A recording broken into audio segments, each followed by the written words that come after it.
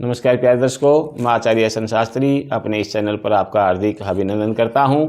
प्यारे दर्शकों, जैसा कि आपको पता है कि फाल्गुन मास का शुभ प्रारंभ 25 फरवरी 2024 वार रविवार को हो गया है।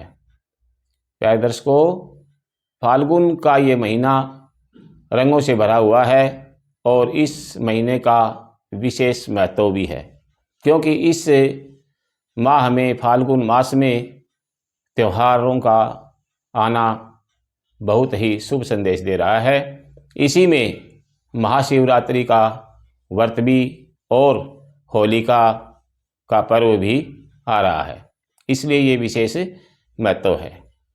अब मैं आपको बताना चाहता हूँ कि महाशिवरात्रि का व्रत अभी आने वाला है। महाशिवरात्रि का जो व्रत है वो श्री फाल्गुन कृष्ण पक्ष त्रयोदशी 8 मार्च 2024 वार शुक्रवार को आ रहा है। इस दिन ये शिवरात्रि अर्थात महाशिवरात्रि का व्रत होगा, महाशिवरात्रि मनाई जाएगी। महाशिवरात्रि पर कुछ उपाय हैं जो मैं आज आपको बताऊंगा और आप ये उपाय करके आप अपने आप को स्वस्थ, धनवान और आरोग्य से परिपूर्ण कर सकते हैं। संकट, कष्ट, बाधाओं से अपने आप को दूर रख सकते हैं। और इसमें सबसे अधिक आज मैं घी से जो उपाय हैं वो आपको बतला रहा हूँ। प्यारे दर्शकों, शिव जी को प्रसन्न करने के लिए, अपने भाग्य को जगाने के लिए घी के दिए अवश्य जलाने चाहिए। और शिव जी को प्रसन्न करने के लिए बेलपत्र के नीचे अर्थात जहाँ बेलपत्र का पेड़ हो उसके नीचे अवश्य ही जलाना चाहिए। 2 नहीं, 3 नहीं, बल्कि पूरे 11 दीपक अवश्य जलाएं। इससे आपका पितृदोष शांत हो जाएगा। इस दिन यदि खीर में घी डाल करके यदि शिव जी भगवान को, देवादिदेव महादेव को भोग लगाया जाए तो रोगी चाहे कितना ही कठिन रोग हो उस रोग से मुक्त हो जाता है। इतनी शक्ति है इस उपाय में। गुरु ग्रह यदि किसी की जन्म कुंडली में यदि गुरु ग्रह पीड़ादायक हो अर्थात अच्छा नहीं है तो खीर में केसर डालकर भोग लगाएं। आपके हर कार्य में जो बाधा आ रही है वो दूर हो जाएगी। किसी से मनमुटाव नहीं होगा और किसी के साथ यदि आपकी अनबन चल रही है तो वह भी दूर हो जाएगी। अकेला घी चढ़ाने से, केवल घी चढ़ाने से आपके धन दौलत, मान सम्मान और कारोबारों में वृद्धि होगी।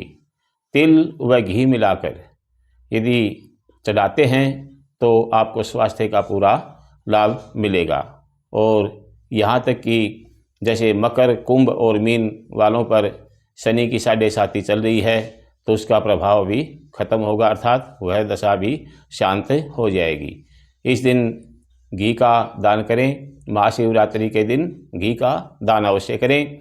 घर में एक अखंड ज्योति अवश्य जलाएं और किसी भी मंदिर में जाकर के अखंड ज्योति अवश्य जलाएं।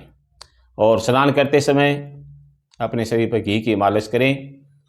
गुलाब जल, गंगा जल और बेलपत्र डालकर पानी में यदि स्नान किया जाए तो आपकी काया निरोगी हो जाएगी, इसमें कोई शक नहीं है। यदि 5 फलों का रस यदि भगवान शंकर को अर्पण किया जाए तो आपका हर प्रकार का कार्य सिद्ध हो जाएगा।